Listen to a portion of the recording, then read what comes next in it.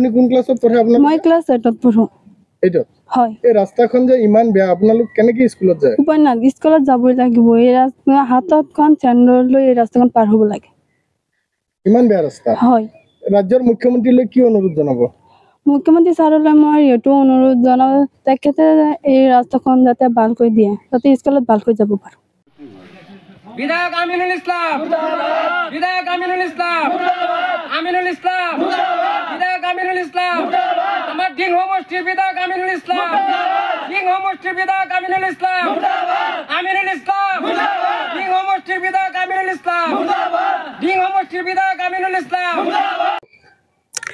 আমি অতি দুখেৰে জনাব বিচাৰিছো যে আমাৰ এই জুৰিয়া উন্নয়ন খণ্ডৰ অন্তৰ্গত সোণাইপাৰা আৰু বাটমাৰী সংযোগী যিটো পথেদি আমাৰ প্ৰায় 3000 ওপৰত মানুহ অহা যোৱা কৰে তিনিটা স্কুল সংযোগীৰ পথটোত এই দুৰৱস্থা গতিকে আমি নিগাংক কুমাৰ দাস আপোনাৰ এই কি ব্লক জুৰিয়া ডেভেলপমেণ্ট ব্লকৰ বিষয়া তেখেতক আৰু আমাৰ ইঞ্জিনিয়াৰ ৰঞ্জিত হাজৰিকাক আমি কেইবাবাৰো জনোৱাৰ পিছতো আমাৰ ৰাস্তাটো কিবা একো পদক্ষেপ গ্ৰহণ কৰা নাই সিহঁতে প্ৰায় 10 লাখ টকা ইয়াত আবণ্টন দিছে বুলি আমি শুনিছো কিন্তু আজিলৈকে আমাৰ ৰাস্তাটো কি পৰ্যায়ত আছে সিহঁতে আহি এদিনো চোৱা নাই আৰু টকাখিনি আত্মসাৎ কৰিছে বুলি আমি ৰাইজৰ যোগেদি গম পাইছো গতিকে আমি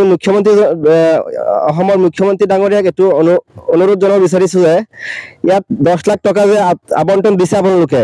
টকাখিনি ক'ত গ'ল আৰু কি পৰ্যায়ত আছে ৰাস্তাটো আপোনালোকে দেখিলে গম পাব যে 2000 ওপৰত মানুহ অহা যোৱা কৰা ৰাস্তাটোৰ এদিনো আহি সিহঁতেতো 10 লাখ টকা যিটো আবণ্টন দিছে একো খবৰ পাতি লোৱা নাই আৰু ৰাস্তাটোৰ টকাখিনি আত্মসাৎ কৰিছে গতিকে আমি ইয়াৰ সঠিক তদন্ত আৰু ৰাজ্যৰ এটা অভিযোগ উত্থাপন হৈছে যে ইয়াত যিটো বোৰ্ড লগোৱাইছে ফলক লগোৱাইছে ফলকটোত নামখনলৈকে লিখা নাই হয় এই ৰাস্তা দুখন কোনখন পঞ্চায়তৰ অন্তৰ্গত এই ৰাস্তা দুখন হ'ল বলিগঠীয়া গাঁও পঞ্চায়ত আৰু সোণাইপাৰা চিমলাটি গাঁও পঞ্চায়ত আমি আমিনুল ইছলাম বিধায়কজনকো বহুতবাৰ জনাইছো ইয়াৰ বিষয়ে ইয়াৰ কোনো পদক্ষেপ আজিলৈকে আপোনাৰ লোৱা দেখা পোৱা নাই ইয়াত দেখা গৈছে ৰাইজে উত্তাল প্ৰতিবাদ কৰিছে বিধায়ক আমিনুল ইছলাম মুৰ্দাবাদ ডিং সমষ্টিৰ বিধায়ক আমিনুল ইছলাম মুৰ্দাবাদ ছাত্ৰ ছাত্ৰীও প্ৰতিবাদত লিপ্ত হৈছে কিহৰ কাৰণে হ'বলগীয়া হ'ল আজি চাওক আপোনালোকে ৰাস্তাটো দেখিলে গম পাব যে ইয়াত স্বাধীনতাৰ ৭৭ বছৰ পিছতো আমাৰ এই ৰাস্তাটো আজিলৈকে কোনো মেৰামতিটো দূৰৰ কথা 10 লাখ টকা আবণ্টন প্ৰত্যেক বছৰে বছৰে দি থাকিলেও আপোনাৰ ৰাস্তাটো একো উন্নতি নহয় অকল মাটি পেলাই ৰাস্তাটো কি ব্যৱস্থা কৰিব ইয়াত 3খন প্ৰাথমিক বিদ্যালয় সংযোগ হৈ আছে এইটো ৰাস্তাত আৰু 2খন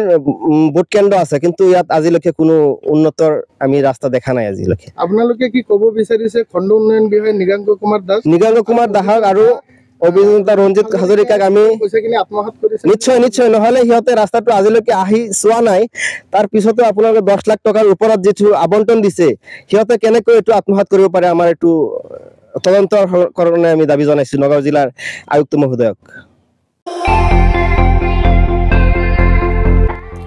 আপুনিও ভুগিছে নেকি গেছৰ সমস্যাত গেছ আৰু লিভাৰ ৰিলেটেড সকলো সমস্যাৰ একমাত্ৰ সমাধান গেষ্ট্ৰচিটি বডজম এচিডিটি ফেটি লিভাৰ পাইলছকে আদি কৰি ভিন্ন গেছৰ সমস্যাৰ সমাধানৰ বাবে কেৱল আপোনাৰ কাষত গেষ্ট্ৰচিটি